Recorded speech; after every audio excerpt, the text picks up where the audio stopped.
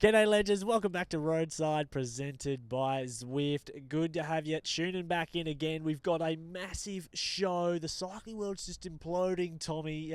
Everything is happening as it's really about to kick off properly. Opening weekend, UAE Tour on today. We've got a huge Roadside news to get through as well. Caleb Ewan's got a new coach. He's got some new training methods back of his old Junior World Champs days. Pogacar trolling or hinting that he'd be riding a Roubaix. Trouble at INEOS as well, not just the cycling team, but also the All Blacks, also the sailing, Tommy.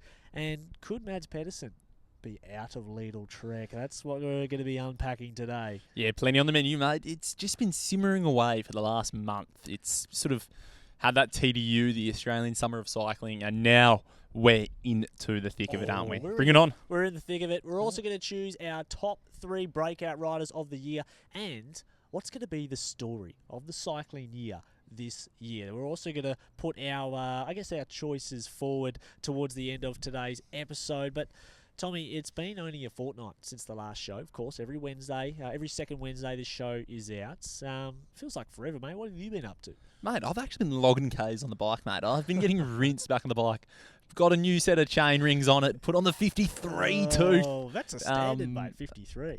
Yeah, well, I was rocking a SRAM group set, and it had a 48. Anyway, Absolute moved up. Black chain Yes, rings? it is. Yeah, Very nice. it is from Very FE nice. Sports. So I hit up the team there, and I said, I need a bigger ring. They said, mate, you do not need a 54.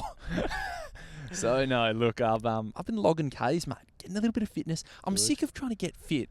I want to be fit And stay fit. Yeah, Okay. precisely. So, Yep. a little bit of racing in the tail end of the sort of local summer. Keen to do a little bit, see how I go. But yourself, mate, you went over to do the Melbourne Warrnambool, do the talking over there. How was that? Yeah, we did Melbourne Warrnambool. That was good. Yeah, pretty good. Pretty solid. I will say something that other other Pro Velo Super League, people that are interested in that. What happened in the women's race, I think I was going to mention in our last episode, I think will happen many times throughout this series, and it is the under 23 award of the race, because the under 23 winner of the overall wins the contract, men's and women's. Yes. So I knew it was going to happen where a rider who was over 23, ineligible to win that contract award at the end, would maybe find themselves in a group with under 23s, attacks, goes away and wins. And that happened in the women's, and not discounting Caitlin Nicholson. She won. She's a beast. She's probably one of the 3 strongest riders in the whole race. She should be eligible for the contract, but it will happen again. It'll happen again in another race. It will happen at Grafton. It might happen in some of the more races. So it was a good weekend, but that's going to happen more.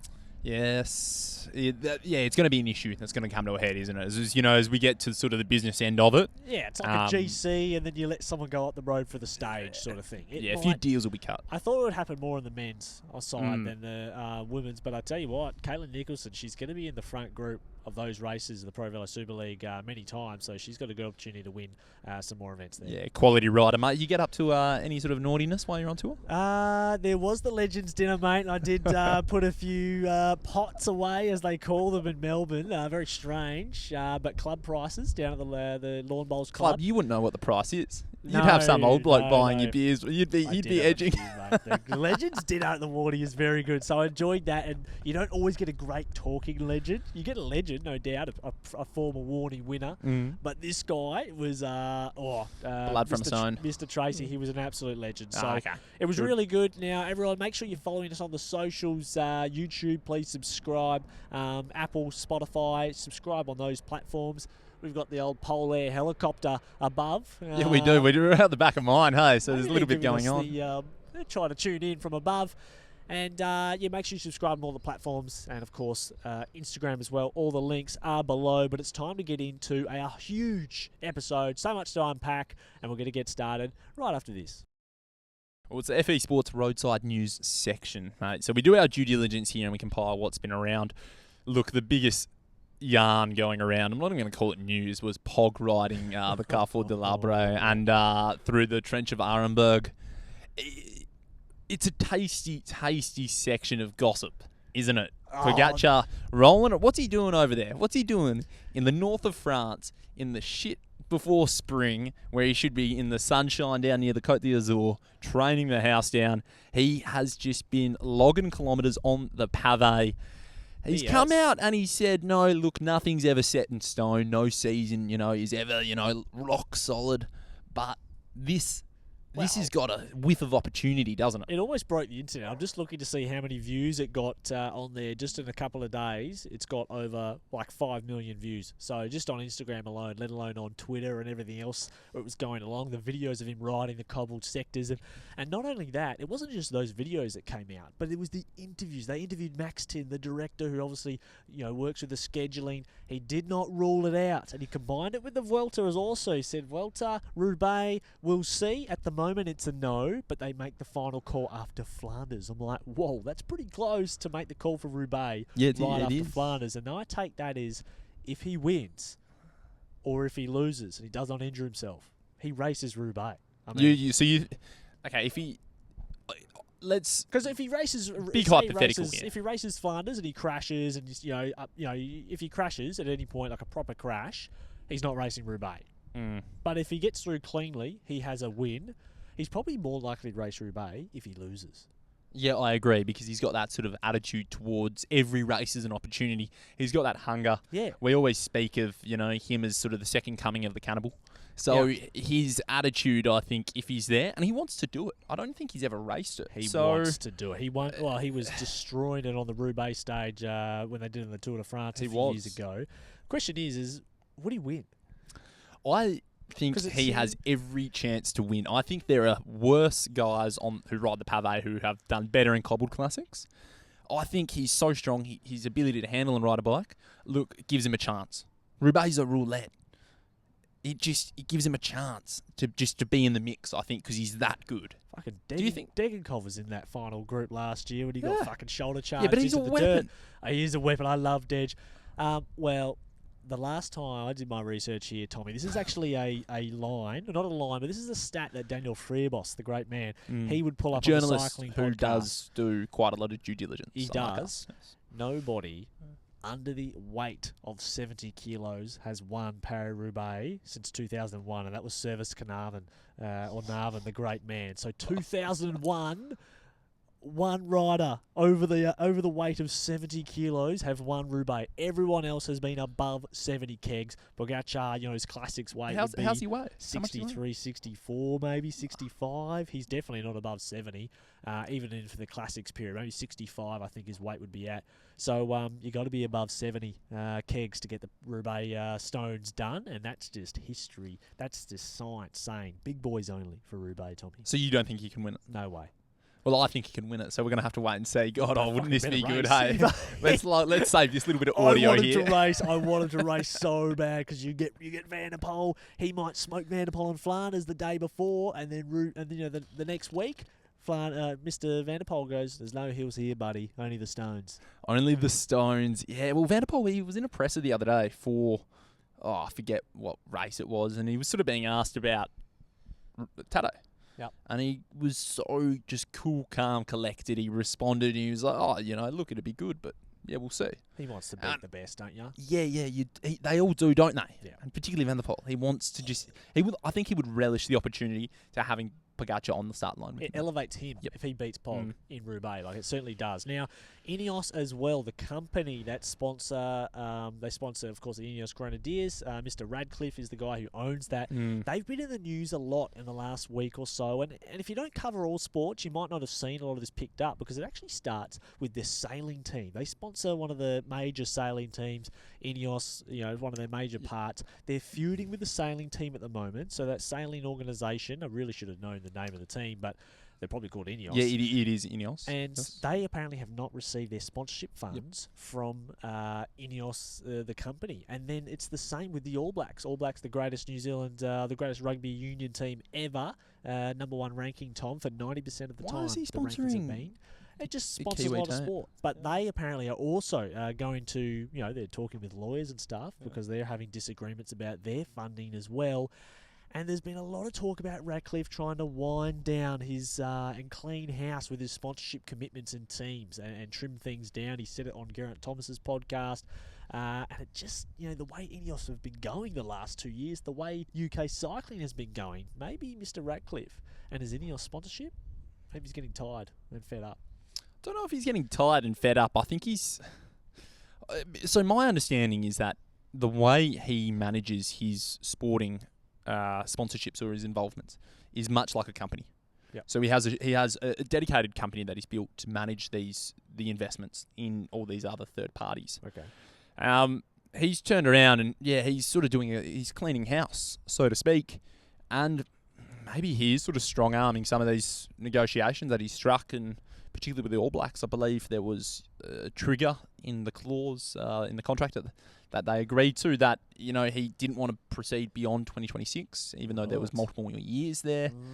So it's a fascinating one, isn't it? Because Dave Brailsford, he brought him on INEOS, he brought Ratcliffe in, and in return, Brailsford sort of got brought on to Ratcliffe, didn't he? And on to Man United, where he's working there. So it is really interesting. So watch this space. I think just watch everything about INEOS and their sporting organisations and their ties. I think it's interesting to keep an eye on. And it's definitely worth noting. So in the America's Cup, it operates on sort of, like a sporadic sort of 3 to 4 year schedule, so to speak. They just had the America's Cup contested last year, mid-year, or late European summer last year. Okay. So how that works, just quickly, it's a very, very technical process, but whoever won it, they have to be challenged. I believe they've already had someone who's challenged them. They'll set the terms of what boats and everything they'll sail, and they'll sort of reassess how much money will need to be spent. Yep. And at the moment, the syndicate, the British Sailing Syndicate that INEOS is backing, they will be looking at that and going, this is what we need in terms of sponsorship. And I reckon Ratcliffe is looking at that and going, oh, no way. Yay or nay, Okay. it'll come to it. So it'll be and what he would spend in that would pale in comparison. So his cycling expenditure would pale in comparison to the sailing. Yeah. Well, watch this space. Stayed on the INEOS theme, and what we talked about with Caleb Ewan in our last episode, he's actually done some media, Tom. They've listened to us. They've got him doing a talking piece, a one-on-one with Caleb Ewan. You can watch it on INEOS Grenadiers' YouTube channel. A little 5-minute video where they talk to Caleb Ewan. Pretty dry, bland questions, but you get to see his face. He's smiling. You get to see him up and about. And they also have his coach on there. They have his coach on, his new coach. His name is Mehdi Cordy, and this man is actually very well renowned. Yeah, he is, isn't he? He's a specialist in sprinters, not just road sprinters, Tommy, but he also, for the last 6 years, has coached the 3 fastest men in the world, the Dutch, the Netherlands track men's sprint team. Big Hoogeland, my man Leversen, Matty Richo's nemesis, and I forget the other guy actually, to be fair, but it's all about Leversen. He's the 3-time Olympic gold. He's the world champ. He has been their coach. And one thing that Cordy had said in this video, it's about 6 minutes, he said that he will be introducing the track back into Caleb Ewan's program for getting them up to speed. And those who are real keen operators will know that Caleb Ewan was a junior world champion the points race, I believe, on the track. So he raced a lot of track as a junior, and then once he became a professional, he obviously had to step away with that with time. So that's going to be interesting. His training is going to be his start to the year will be a bit later, because he did say he's further away from the other guys in his training, and that does tick the box to the rumours that I heard around Nationals time, where during the feud with Astana and the previous teams, that he hadn't ridden for 2 months. So I think that's probably about right, and now he's just getting his form up to speed. He'll probably start the season later, and we'll see whether this new regime will work. I don't reckon it is even a question of whether it'll work or not. He's a quality rider. He's still young. He is. He's 30 odd. Like you give him a program, and if he fulfills it, and he goes to a race with the right support on and off the bike, and if he's there mentally, he will contest wins. I don't even think it's not. I think he'll just be back at the front of the peloton. He's such a quality rider. He is. I agree. He's still got wins left in him, but the question is how many wins does he have, Tommy? Now, I'll get your opinion on this, but I did ask on the IG, Instagram, on the story last week, and I got about 30 replies. 30? That's a good sample size. About 35, actually. The average was 3 wins. The highest was 10, and the lowest, there was probably about, really brought the average down, about 7 zeros. So not a lot of faith for the great man, even a few sponges on there with the bubbles, the emotions as in washed. So there you go. There's not a lot of faith in Caleb. That's a load of crap. What's your take? That because there are guys on teams who are paid to win and they would win less than 3 races Yeah. per year. Yep. It is. Cycling's a cruel sport. You lose a lot more than you win. It's So, brutal, and isn't it? I think in cycling we need to look at a little bit more objectively and go, okay, top 5 is actually really important these days. And we're speaking of UCI points, and we're speaking of how important they are. Good call. You've got to have riders who can just gather points. Like, have a look at XGS. They pick up Aaron Gate, and now XGS, Astana, they're in sort of the top 5 rankings for this year on they're UCI points. creeping because, up on their bottom 4 contenders they're chasing for the World Tour spot. So, INEOS, I like it. It's shrewd. They've gone back to basics. You get someone who can win points, win races. Yep. If Ewan goes and wins 5 races, that's money for nothing. Yeah, 100%. So That's how a many do you huge think he'll success. win, Tommy? I reckon he'll win around 3 to 5. You got to call a number. 4.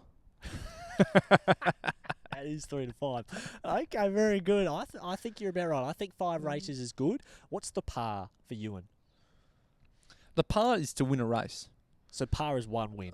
No, look, if he goes, okay, his par is success, in my opinion. When you cross the line, you go, okay, this has been a success. Yep. I reckon if he goes out and he wins 1 race, yep, that's a win. I agree. He's on a 1-year contract. Yes. He's coming into. They're not building up a big team around him. There's a bit of infrastructure there that's pre-existing. He'll slot straight in, and if he wins a race, mate, bloody oath at World Tour level, brilliant. There's plenty of races they used to send Ethan Hayter to that Ewan can go to and win, and I think you're right. A win is a par, but also the way he wins. If he actually does come out of the wheel of another sprinter and pumps them on the line, stays, holds the wheel in a lead out where he doesn't have any riders. I think they want to see that. That'll be progress. Also, he's a bit more versatile than just a big hunky boy. Oh yeah, he climbs well. Remember the How many Dam times finishes? He Yep. used to win those all the time. Yep. That big ramp. He gets over the Cipressa and the Poggio at Milan San Remo. He's always sniffing there about. He's been on the podium multiple times. Why? What do you reckon? Where's the threshold for Ewan? No, I think the par is 1 win if it's a proper win. And What, World Tour? Yeah, it doesn't have to be World Tour. It just has to be against World Tour competition. And then I think 5. Yeah, I think 5 wins. He gets 5 this year if he gets sent to the right races. He's not doing Australian summer, so we'll see how he goes. Now, the UCI also, they just find ways to look like mugs, don't they, the UCI? Every time. We're not going to go into the safety part because that's a discussion for next week or next episode. But for the Para Worlds coming up later in the year, what do you reckon is the most prestigious event of the Para World Track Championships of all the events, Tommy? Oh, it's got to be a TP, IP. Yeah, individual pursuit. In my opinion, yeah. They've scrapped it they've from scrapped the it. calendar. They've scrapped it from the schedule, citing they want to promote and they want to see more bunch races because apparently that's what the people want. I think the UCI are right. People do like to watch the bunch races more, but you don't take out the IP. That's like the heart of track cycling. That's the heart of cycling, in my opinion. Yes. People don't like a TT because it's got broadcast or whatever. Oh. Nah, it's the purest form of cycling. It is. It's the race of truth, and the IP is just stunning. It's disappointing. It's the same track. Yep. It's, similar conditions from wherever you are in the world, depending on, the air and the altitude and the thickness of it. You get these tracks at high altitude and they'd go do the hour record or whatever. The IP, it's 4,000 metres? Yep. Out you go, see what you can do. Yeah. I love it. I think that's a Big flop very for the interesting UCI call. there. Another flop for them. Maybe that'll be part of the story. We should have a running scoreboard for the UCI. Well, that'd be absolutely zilch. Yeah, we get a little tally going, hey? Yeah, so they suck for doing that, and I'm really disappointed for some of the superstars like Alana Forster. Yeah. She would be up there, and one of the new guns who would she's going to wipe the floor with everyone. New to Para, getting into the scene if she qualifies, but Tara Neyland, winner of the Dirty Warnie last year, 2024. Watch her in the C3 or C4 category, I believe. She's a superstar. I think Nick Owen coaches her. She's going to be a weapon, so hopefully she does well. What else we got here out of the Danish side of things, Tommy? This is big news, in my opinion, from the great man. Well, this is big from LIDL-TREK. They've gone on the record. They've gone on early as well with their Tour de France team. That's good, and early. who they're not picking, and they're not taking Mads Pedersen. Danish superstar who won World Championships back in Harrogate in the pissing down rain. It was a slogfest. He outsprinted Matteo Trentin to become world champ. He's, for the first time, being left off the Tour de France list for LIDL-TREK for Big what, the man. last 2 to 3 years for for Johnny Miller. He's been their marquee rider, it's safe to say, for the last 4 years, since basically 2020. Well, 2019 when he won the Worlds, but he was still unknown-ish then, apart from his ride at Flanders, where he got third. He's also won Gent-Wevelgem. He's won everything. He's won so many big races, but he's won tour stages, he's won jerseys, he's won everything. And I think it's interesting because it's the first time since 2019 he hasn't gone to the Tour de France. He's been their marquee star, and they acquired Milan 2 years ago. We'll touch on Milan later, but he's obviously shown to be one of the fastest sprinters in the world. And guess who's out of contract at the end of 2025, Tommy? Mads Pedersen. Mads Pedersen. And you've only ever seen him in the Lidl colours, the Trek colours. He's been the Trek man. He's done Trek ads. Go by bike. I remember rolling around Denmark with my mate. He's Danish when we were over there, and there he is in posters and pubs. And you go have a pee at the urinal, and then you look up, and there's Mads Pedersen looking back at you.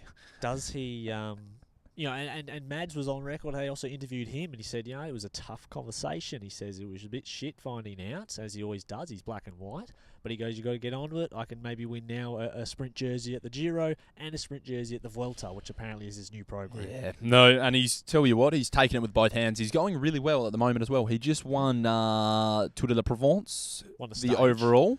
I don't think he got the start overall. He did win the overall last night. Okay, he did. All right. So, he won the overall and he won the second stage. He missed the sprint on the third stage. 2 years in a row. He's won that. So that's kind of been his benchmark. And he came off after and they were like, you're going to go crush Flanders and all this bullshit, the journos over there.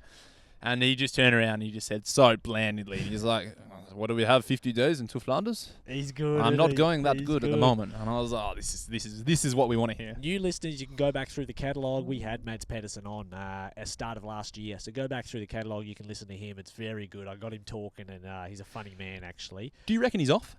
Do you reckon he's off LIDL-TREK? I think he leaves. Where's he go? I think Tour Pro Cycling. He's the rider they need. He's the rider they'll be looking for. I think if he leads, I think he leaves to Uno X. Well, they need to get some points. That's what they need to do. Now, the final thing for our FE Sports Roadside news is, unsurprisingly from my half, the Netflix Tour de France Unchained series. After this year, it drops their third year in July.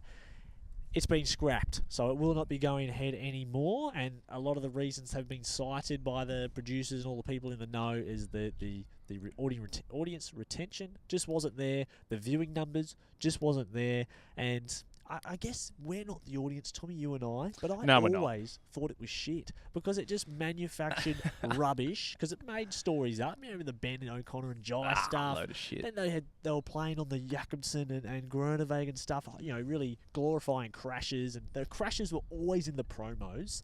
90% of the time this show was shit, and 90% of the time, don't compare it to Drive to Survive because that's actually real, it doesn't blow up stuff, it actually is more real than this. It just made up rubbish, and I say good riddance to it because it's if you want to try and get more fans into it, it's like a Daily Mail. That's what I thought it was. Daily Mail. That's the Netflix. Lowest comparison you can make. It is. It's rubbish. Look, I didn't like it because of a variety of reasons you just listed as well. Yeah. I didn't like it because, Jesus, I had some nuffies, some of my mates, I love them to death. They'd come to me and be like, what's going on with this, mate? What's this? And I'd have to break it down. I'd have to give the context from a different perspective. And then they're looking at me thinking like I'm cooking up a conspiracy theory. But I've got the detail. I've got these producers. About Ben O'Connor and stuff like that? The producers have made this propaganda. Anyway, they did an excellent job at pushing the series to a different audience.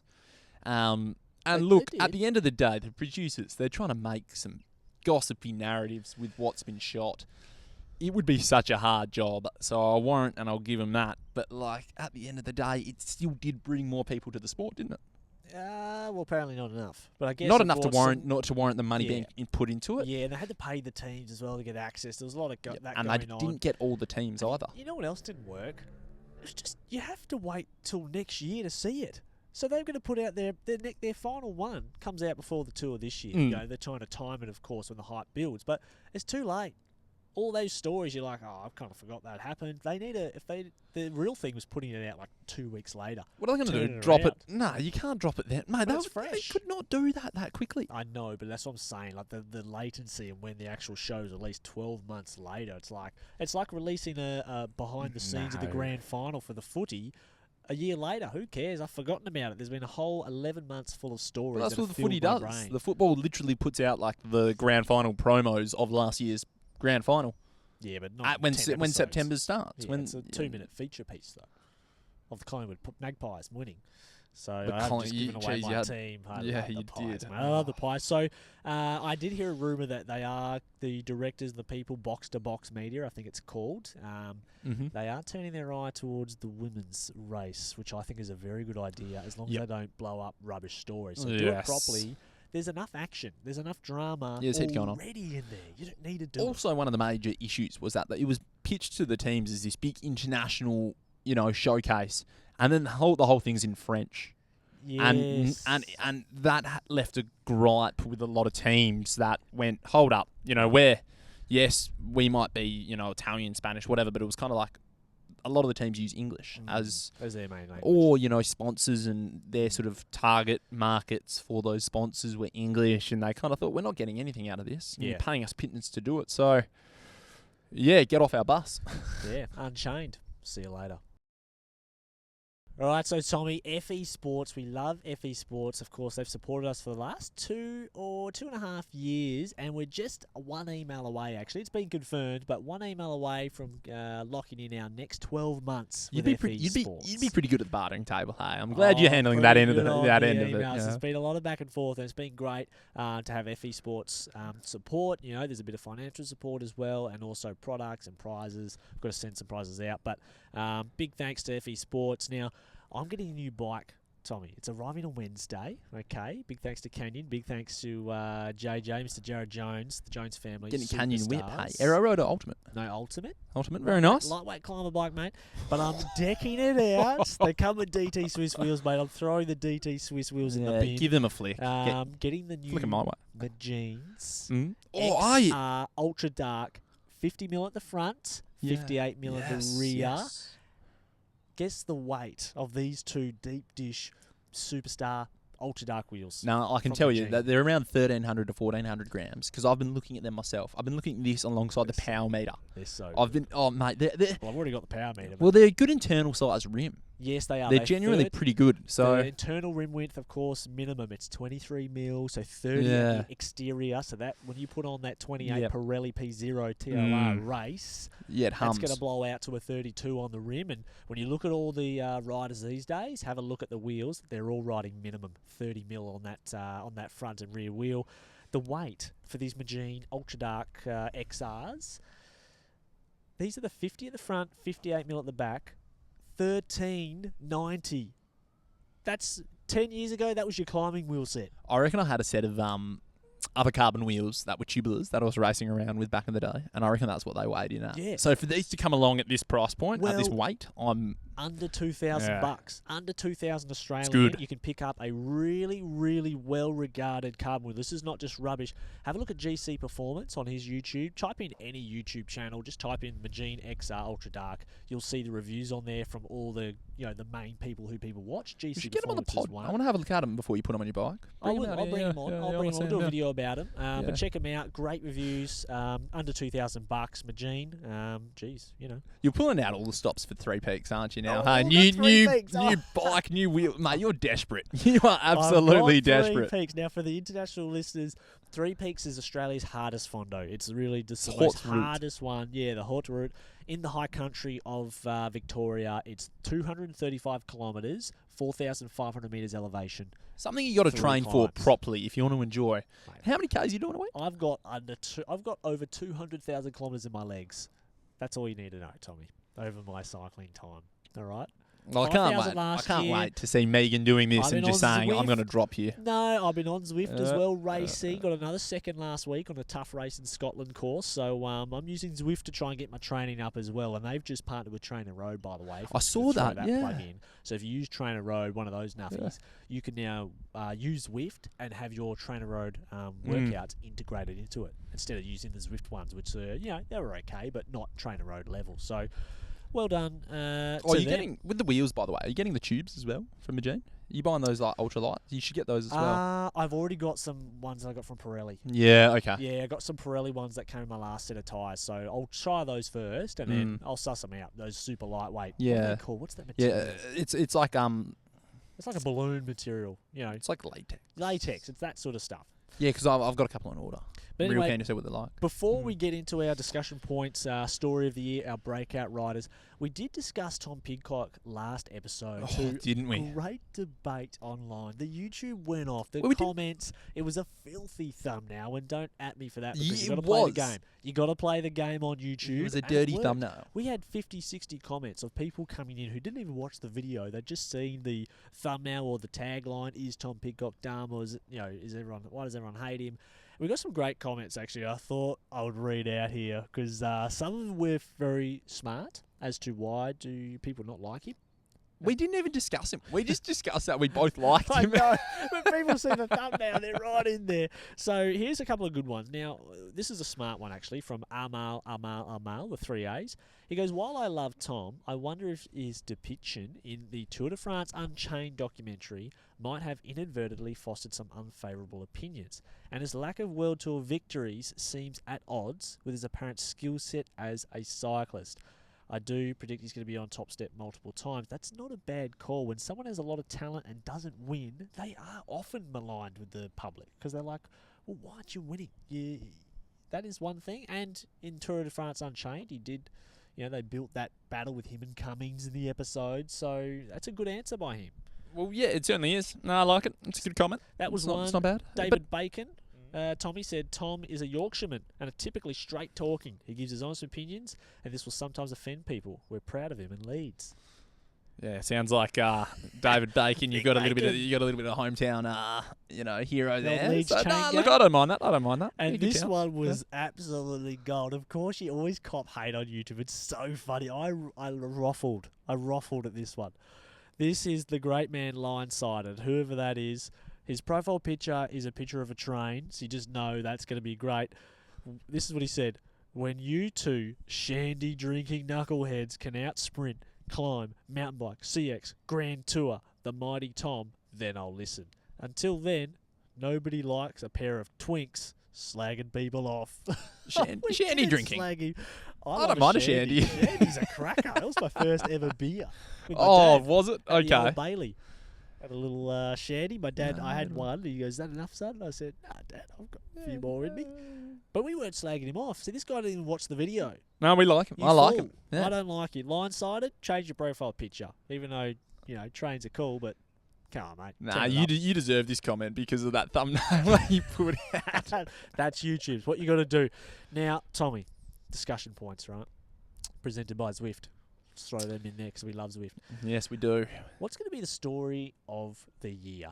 There's many of them throughout last year that we can recall, but I think the big story last year was probably Vingegaard's crash, Jay Vine's crash, that big one in that Spanish race. That was the biggest story of the year It was because not purely because of the crash itself. The crash was so innocuous. It was a common right hand bend in a descent in Tour of Basque. But it was the flow-on effect of that it had. The recoveries of those riders. Yeah, and the race for Jonas Vingegaard to get ready for the Tour de France. And Tour speeds as well. Are they racing too fast? Are they descending too fast? That would set the narrative for the year. Yeah, it certainly did. I reckon we're going to see something not quite the same as that, but there'll be a thread that'll just be established. The moment that I think, we see O Gran Camino or these sort of second-tier races where Vingegaard and now Pogacar obviously is racing UAE right now as we are recording. The two titans of the sport, I think, is just going to be a news thread that will just constantly get piled on top of with new pieces of who's going well and who had a bingle injury form, and it's just going to be this mountain of news. A Pog versus Vingegaard. Yeah, of purely Pog and all Vingegaard. year round. That is all it's going to be, because at the end of the day, it's the biggest race, they're the biggest riders, and I think only those two can win the Tour. And I just reckon like, that'll be it, mate. I reckon that everything else will be secondary. And I wonder, I haven't checked their schedules. You can probably see it now, but will we see the Torino Adriatico Paris-Nice? Which one will go to which? Will they dodge each other? One go to Paris, one go to Adriatico. Torino, yeah. So that's always good when they dodge each other. One's cold, one's wet. One sometimes snows as well. They're actually both pretty shit, but yeah, the terrible weather for both of them. But great races. Will one go to Catalonia? Will one not? Like Romandy. Yes. Who's going to go to Swiss or Dauphiné? I don't think we'll see Vingegaard much at all this year until the Tour. Vingegaard just seems like Armstrong a man. style. He can just get on with it, can't he? You send him away to go train. His partner, his wife will go, the kid or whatever, and he'll just log it. He'll just go beep boop bop. 7 hours today. Let's get it done, and he'll do it. What I've read this year is that Vingegaard, and this is what I love hearing because the man need to do this. He's actually been working in the gym, putting on a bit of muscle. Thank fuck, because the guy looks like a bloody cancer victim. He does. He's too thin. He's too gaunt. His bone density is zero, absolute zero. You know when you take the top off the lid of a milk, and there's a little crusty bit that's around the stuff? That's Vingegaard's bones, because he needs a bit of muscle mass. Get a bit of strength in him. I like it. He'll be better for it.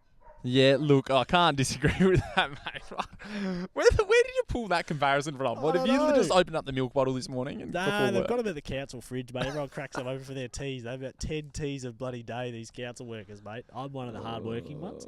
But I like your call. My big story for the year is everyone, we often get the story, who's the big dominant sprinter? Is Philipsen for the last 2 years? Merlier sniffing in there. Philipsen. It wasn't Philipsen. Biniam Grimet had the best Tour de France last year. Yes, okay, but he's not the fastest man. Sprinter. He's a bit more than that. I think Philipsen has been the man, at least, for most of the last 2 years. This year, I think it's going to be the year of Jonathan Milan, my man. He's usurped Mads already for the Tour de France spot. I think we're going to get multiple occasions all year round at the biggest stages where Milan smokes both Philipsen and Merlier in absolute clear as day head-to-heads. No, he went late, he got boxed in. We're going to see some. Eventually, we might see 3 or 4 for the year where they all have a clean run, and Milan will smoke them. The man's got 2,000 watts under the hood. He's 190 centimetres. He's an absolute beast. You just have you just love the big boys. You just love the big horses, don't you? He will be the man. He will be the next big sprinter and will dominate the year. I reckon you're wrong. I reckon Sam Welsford genuinely is going to be the up-and-comer for sprinting this year. And I think he's going to be on level playing field. He's never had a year where he's had a clean run at it with a team. But you can't compare Milan to Welsford, though. Why not? Well, because in terms of development of their results and their wins, Milan is much further ahead than Welsford. Welsford still needs to get a Grand Tour victory. Milan's got loads. He's also, I'm not saying Welsford's not as fast as Milan. I think Welsford's top 3 off the couch, one of the fastest in a sprint. But there's other things he needs to work on, like his engine, for example. That's his biggest thing. We'll have to wait and see. I agree that Welsford will take a step up, but I don't think you can disagree with me that Milan. What's the disagreement? That Milan won't be the best sprinter in the world. Yeah, that's what you're saying, isn't it? That's who will then? Do you think it'll still be Philipsen or Merlier? Because it can only be those 3. I almost don't think that Milan is head and shoulders above the rest. I think he's brilliant, but I think maybe I'll change my tack a little bit here. I think sprinting has become so competitive at the moment that I don't think that Milan will be head and shoulders above the rest. I think you'll still see those names that you listed. In particular, I think Merlier will go to another level, and I think I just think when we saw the years of like Groenewegen and Ewan, they were there, and Cav and then Sagan as well as Kittel. But I just think there'll be 3 sprinters, and they'll all sort of share it a little bit more. I like that. I think they're all going to get up there and win, and I think Milan will be beaten by those 2, Merlier and Philipsen. What I'm saying is, at the Tour de France, at the high stages, when it's all peak form, Milan will win, and then he'll be crowned the best sprinter, because that's what happens, when you beat everyone at the top level. That's what I'm saying. But the sprinting field has never been so deep. You've got the top 3. Then you've got this second tier, which you'd almost say an A-. Not even a B tier. The second tier of there's probably about 8 guys that go in there. So I think that'll be good. What about off-season? Do you reckon what stories are going to emerge in the off-year? In the trade season, I'm talking about. I think at the end of the year, the big story will be the riders that Tudor Pro Cycling pick up. I've said it from the start, Tudor Pro Cycling are going to be the big, next, humongous mega team. And they will make some huge signings at the end of 2025. And off the back of that, I had a little look, and I'll click on this. Do you have a watch on the way from Tudor? Are you becoming a brand ambassador or something for them, mate? That'd be absolutely amazing if I got a little watch. We did have Fabian Cancellara on the Press Room podcast. Go back through the catalogue. Not far away from Mads Pedersen that you asked episode. for a discount code? I didn't, but we did talk to the great man. But I had a look. Do you have internet? Yeah, I've Click got on internet. that link because mine's flat and I've got about 3% on my screen here. Ugh. Who are the riders out of contract at the end of 2025? Let me run through this list, Tommy. Have a look at this. Adam Yates, Dylan Groenewegen, Mads Pedersen, Brian Coquard, Stefan Kung, Stuyven, Carapaz, Enric Mas, Mohoric, Gaudu, Cosnefra, Van Baarle. Well, he's sort of injured all the time. Olav Koy, Casper Asgreen. He's a big Lego head. Who else we got down here? Those are huge names already. This is just sort of ranked by points as well. As we get further down, Filippo Zana, he's another name to look out for. So there's a whole heap of superstars I just read off the top there. Welsford himself is out of contract end of the year. He'll get renewed, no doubt. But that's already a massive list. And I think Tudor will be picking up some huge names. Yeah, and I dare say they have the capacity to make those signings. And from what I've heard, just the infrastructures there, they've been operating like a high-end World Tour team right from the beginning. Red Bull are partnered with them as well. Yeah, so they don't partner with anybody. They partner with the bloody just the real drag teams, don't they? They only hitch a winning horse, Red Bull. So I think that'll be a massive story as well. But I reckon my bad, and I'll throw one bad news one as well. Okay. I think Rwanda Worlds, which will not go ahead in Rwanda, trash can, will be the bad news story. What are they going to do with all that bunting? Have all this Rwanda World bunting. They'll probably put it up anyway and just have a Worlds where nobody races, just 50 dogs racing against each other. One bike race. And this time the bike rider runs out on the dogs instead of the other way around. So, I hope the Tour of Rwanda goes ahead, but they ain't that's coming the up. Worlds That's there. coming Give up. me a spell. There'll be no teams left. Yes. Okay, after this break, we've got our top 3 breakout riders for 2025. Tommy, I mentioned Zwift, our title sponsor. We love Zwift. I'm using Zwift to just tune my form up. Are you doing any intervals? Or are you just doing races? Nah, well, that's so you're not training for the big mountain days ahead. You're literally just doing these short-term crits. I'm using races. No, they're not crits. I'm doing proper road races, like 50k road races. Yeah, right. I'm using the road races for my fitness as opposed to intervals because I've been thinking about doing some intervals, but you know what? I only have a certain few days I actually want to ride in a fortnight, and I like doing the races. It really motivates me, and I just like being competitive. Yeah, you like that competition, don't you? I've spent years doing intervals, mate. I don't need to be doing that. So that's the beauty of Zwift. Really flexible, and make sure you give them a try. And check out the Zwift Ride. It was back in stock for about 2 weeks, and some of my great mates, Rob and Sarah, got theirs. Good on them. That's setting up their room, but now it's out of stock again. So you've got to be quick on the website because it's very, very popular. Jump on the mailing list. Yeah, it's a really There'll good be one idea. there, I think you can click things on there that say notify when out of stock. But Tommy, our breakout riders for 2025. Now, I heard this on a radio show that was talking about footy, AFL, here in Australia, and I thought, what a great idea for us to do one for cycling.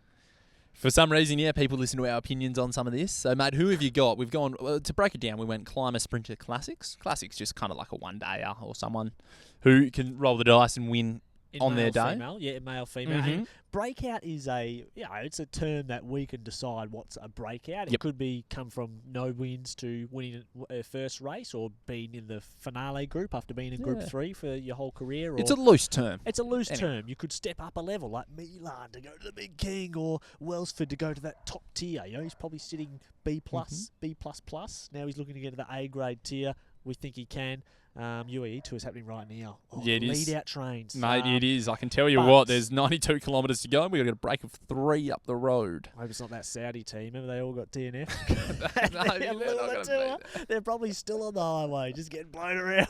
They're in the dust. They're in the sand. Got a gel? Nah, just got a handful of sand.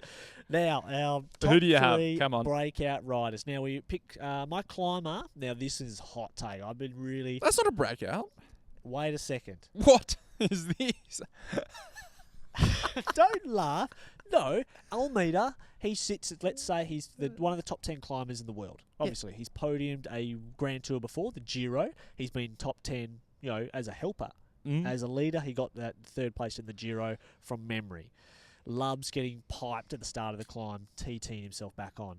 I do a lot of digging on the internet, on the web. Tommy. I don't doubt it, mate. I don't doubt that you do. Almeida, from my understanding, from my sources that are deep ingrained in all of cycling, Almeida has stepped up to another level. Okay. So if Vingegaard and Jorgensen think they're going to go 1-2 Pogacar, as Jorgensen said in the media last week, he needs to try and get to a level where he can attack and make Pog chase. Good luck, because Almeida's going to be there. We're going to see Almeida at the very, very pointy end with Pog, very close to the final stages of the Tour. He's going to step up another level. Yeah, okay. I like it. I like it. It's not bad. You've justified that selection. Yep. And for my women's climber to break out this year, I mean, this will be her first year as a professional, full year, from Movistar. If you haven't already heard of her, Kat Ferguson. She's a superstar from UK. Yeah, she's maybe gone. The only hope left for UK cycling as a youngster. We've got Zoe coming up. We've got Pidcock, plenty of others. Hayter, but Kat Ferguson's a superstar. I'm pretty sure she does listen to the pod as well. So, Kat, we're watching. Looking forward to you having a great year. And just watch her. Ride some Movistar. She's a superstar. Ready-made World Tour.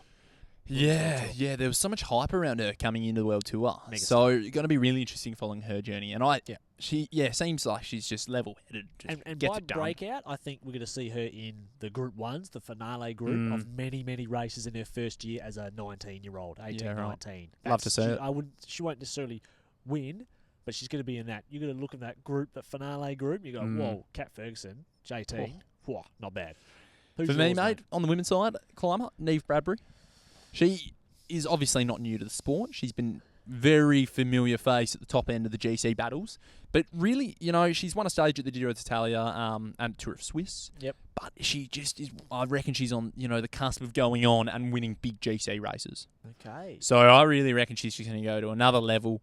She's surrounded by obviously great leaders like, obviously the current Tour de France Femmes winner. Oh, yeah. Obviously Cecile Ludwig, who's gone there with Ludwig. So I reckon, she's right in just that nice environment where she can go to other races, week-long races, and, have her way with those races and hopefully go there with really good form and leadership. Is a breakout for her? Is that a podium? To win. Nah, she's got to win, in my opinion. Okay, yeah, because she's already had some big wins. So GC performances, she will break out. Yep, that's my opinion. She is starting her season a lot later in the year. Now, there's a lot of hype. She performed even better than I thought she would at Tour Down Under. Yeah, she wasn't. They were hyping her up to almighty. She was clearly not in her top shape. No, I heard behind closed doors that she was sort of just there. Oh, yes. Yeah, no, but wasn't there. She was not going there to win the race. No, not at all. In her mind. I know. Anyone who really watches cycling with a keen eye, you can tell. You can clearly tell, and I think that's great because that means her eyes are on bigger prizes, which is, we discussed that in previous episodes. Can you be informed in summer? And in Europe, you don't necessarily have to choose, but in this case, she has. So, good pick. Sprinters, Tommy. Hold up, I'll go my bloke's climber. Oh, your bloke's climber? Who you got? Yeah, you like this one, mate. He's 23, he's French. I got Kevin Vauquelin. Oh, he's had a win from this year. RKBNB. Yeah, he's already won Etoile du Bessèges. So it's another 2.1 Tour de Garde. Yep. So look, he's clocked up that, but he won a stage at the Tour de France last year. So you remember that one? Breaking out? Because he's going to go and win some GC races this year. You reckon? What, like a Tour de Suisse, a Paris-Nice? Nah. I reckon you're going to see him become a little bit more of a familiar face. He is very quickly going to become, in my opinion, the man that French cycling is going to fall in love with. So I reckon he's going to, Lenny Martinez, David Gaudu, move aside. This man's going to become the new Thibaut Pinot. Good ride actually at that stage when he pumped Adam Yates. Do you see that? Yeah. He lured him in and then he nuked him. I used to do that all the time as well. You wouldn't lure anyone in. And then he got fucking piped in the big stage at the end. He did. Gaudu. Brilliant.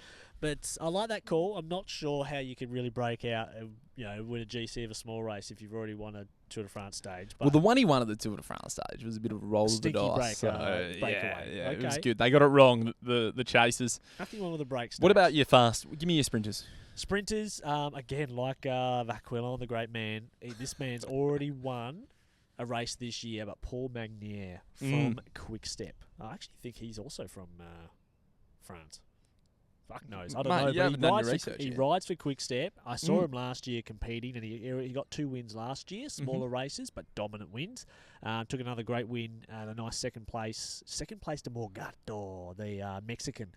Oh, actually, he's from Portugal, but I was about to say, I was about to say, he you've looks got your Mexican. wires Well, crossed he here. does. He's got the mo and everything, but he's a beast. Another guy who's big and strong, Morgato. But he was second in a hilly stage as well. So this guy can sprint. Think with Magnier for Quick Step, he's kind of a hater, but real hard man hater. He's almost like a Merlier in a way. Can climb a little bit, and he's got a lot of speed. So he's my men's sprinter to break out this year for Quick Step. I think for women's sprinters, in terms of riders who could break out, I think we agree on this one. We've written down the same It's name. Ali Wollaston. Yeah, she Kiwi. She got her first World Tour wins last year. Took out World Championships, more titles. Pumped Kopecky in the elimination, and I believe the points late last year in the track. I think she's going to get that Tour de France victory this year. A harder stage with a fatigued Balsamo, a fatigued Webus, or maybe a Webus who's just maybe got ahead of herself. Cool won't be there. It's got to be a harder stager for Ali to win. So I think she's going to get a stage. Yeah, completely agree with you. Great shout as well with Paul. And not to put too much pressure on Ali, because she's got a lot of ceiling to climb. She's nowhere, not even 50% where she'll be, I think, in 5 years' time. But I think she'll start being that conversation of Webus, Cool, and Balsamo. It's going to be fascinating to see how she prioritises her own goals at the Tour de France this year around Demi Vollering. Yeah, that at team FDJ Suez. selection will be very interesting. She is an asset to have to shepherd Demi Vollering through a lot of stages, even like the battle for the bottom of climbs. Yeah. But whether or not Vollering says, yep, you've got the green light to go sprint for yourself, when she would be a phenomenal asset to help guide Vollering through the chaotic bunch to finish. Because Vollering's got a bit of that kind of like I am the leader here, and she'll have she certainly will. But she'll have Roubaix, she'll have Evita Music, and she was also in the top 10 for the thing. I think with Ali, surely it's going to be in the contract. She would have been right. It'll be her in her contract. She rides the Tour, and she gets equal leadership. I reckon that will be part of it. If not the first year of her contract, maybe the second year. But it's a short contract anyway, 2 or 3 years. So. We'll see. We'll wait and We'll see. Classics. Or did you pick a sprinter? I got a men's sprinter here. You spelled it wrong. You said grooves. Yeah, well, mate, I've just banged it out. Here we go. And I've even written down just Ali W as well. Music. Loves music. Caden Groves. I reckon Groves is going to come onto the scene. He's only ever really won at the Vuelta. When he's gone, he's won stages of Catalunya as well. And I just see if it would just be fascinating for him to go to the Giro again. Yep. And win there on some harder stages, maybe have a bit of a better team around him that can sort of eliminate good team. other riders. I think he would have won a stage if Johnny Milan wasn't there at the Giro last year. Oh, yeah. And the flat track sprints last year at the Giro were these pure flat paddocks. There was nothing grippy about the stages. So I reckon it could be a really interesting battle between him and Mads Pedersen at the Giro this year. So, and I think this could be his year that he just steps out and goes to maybe a few other one-day races as well. Like it. And has a run. Ali, of course, we just spoke about her. Yep. Who have you got for the classics? Classics to break out this year. I think Thibaut Nice will step into that finale group with, 30Ks out. 30Ks out. You've got Van der Poel, you've got Van Aert.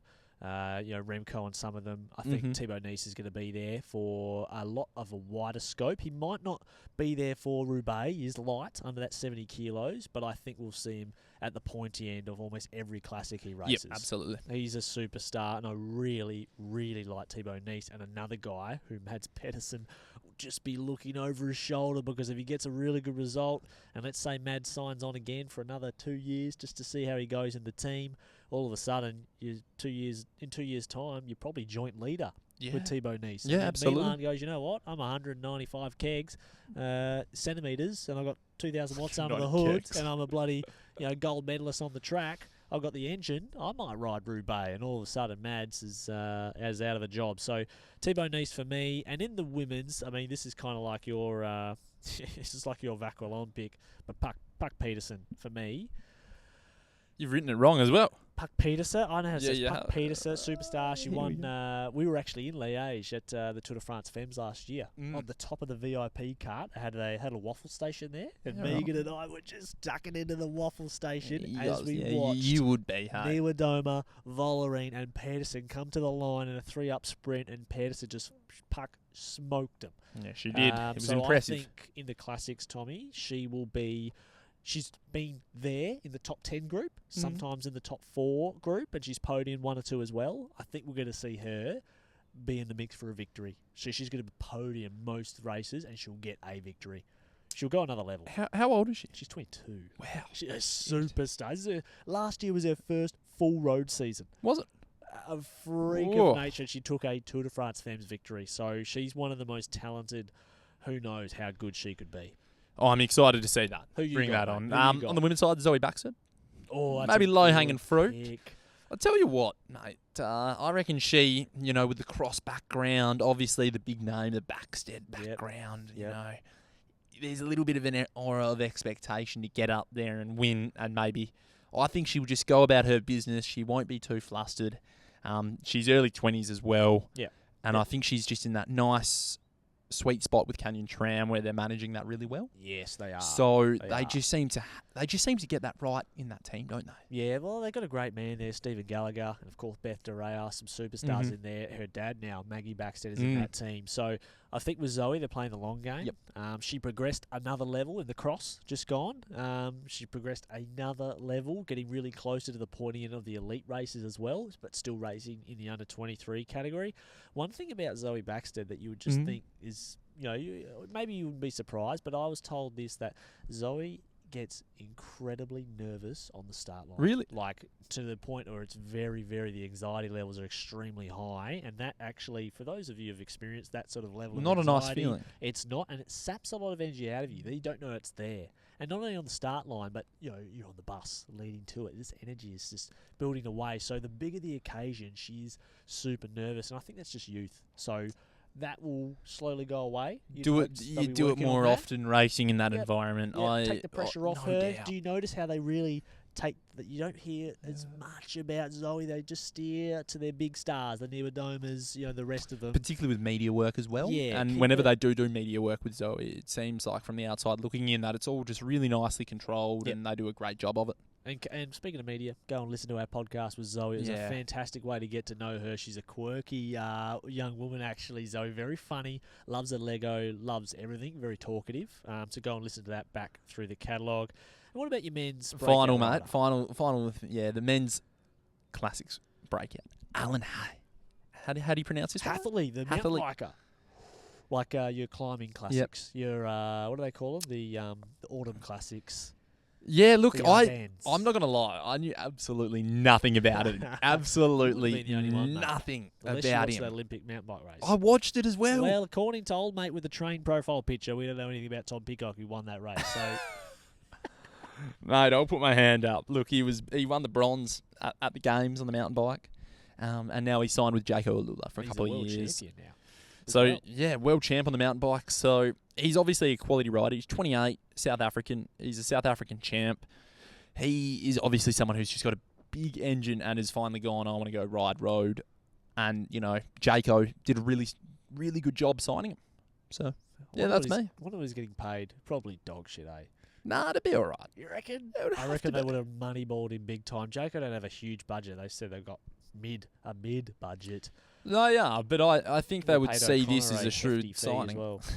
Wouldn't know, but they've I think it's a shrewd signing. He's already producing UCI points, It's mate. He a was great 6 at signing. the Alula Tour. Yeah, and he was So- third on that big first stage where Big Cog went yeah. nuts, which we did watch, by the way. So, Did you? yeah, I did watch it.